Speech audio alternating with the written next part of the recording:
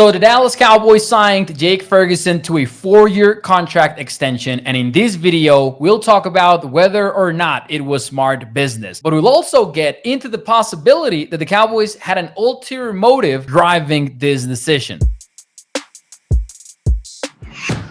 Hey, what's up, everyone? It is Mauricio Rodriguez here at A to Z Sports Dallas. I'll just go out and say it. When it comes to the Cowboys signing big-time contract extensions, especially early ones, you have to be a little bit cynical. That's because the Cowboys are a complex front office. They have a complicated way of doing things that deviates from what the rest of the NFL likes to do. But before we get into my skepticism, let's start off with an important disclaimer. This is a good deal. This is smart business from the Cowboys. It is a 4-year contract extension worth $52 million.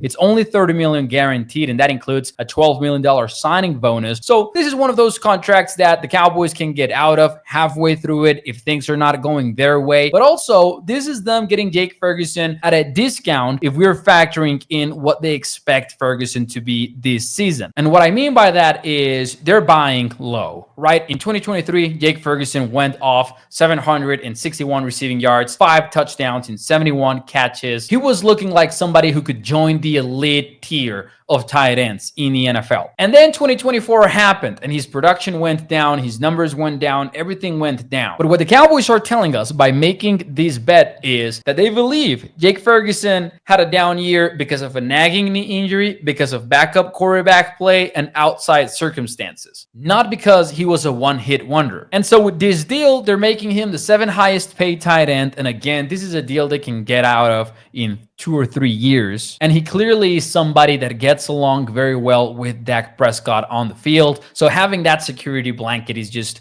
great for the team overall. This is my way of saying I understand people complaining about the Micah Parsons deal not being done because of how the Cowboys front office operates in general, but this by itself is a move we should applaud. The Cowboys did well here. But now we gotta get into the cynical part of the video, and that is the Cowboys probably had an ulterior motive when making this deal happen. And what I mean by that is the timing of it is very convenient. Micah Parsons is not holding out, but he's not participating in drills. He's negotiating a deal. The Cowboys and the player are exchanging jabs through the media. And this contract extension for Ferguson helps them control the narrative a little bit.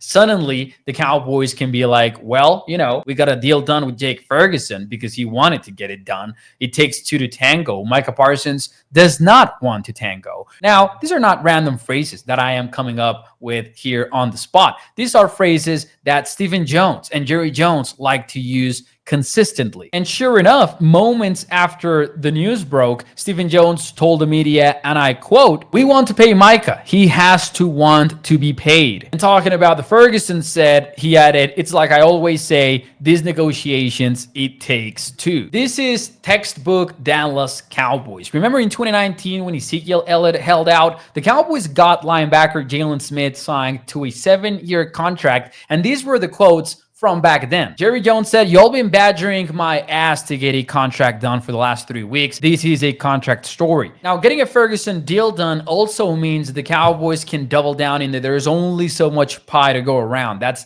the analogy that Stephen Jones loves to use for the salary cap. He said it in 2019. Like it or not, the Jake Ferguson deal puts them in a position where they can tell the media and the fans that, hey, we want to get these deals done. It's just that Micah Parsons, he's not willing to tango right now. Will this turn out in their favor? I don't think so. I still think the Cowboys will need to cave in. They'll need to make Micah Parsons the highest paid non-quarterback ever. I don't know if they're fighting about guarantees, about contract length. I don't know where the divide comes from, but Micah is likely going to get what he wants before the season starts. But for now, this kind of helps the narrative in general, not for the diehard fan, but just for the casual fan. The Cowboys are like, we're paying guys. We are paying guys. It's just that Micah has to want to be paid. Let me know what you think in the comments below, and I'll see what you have in mind.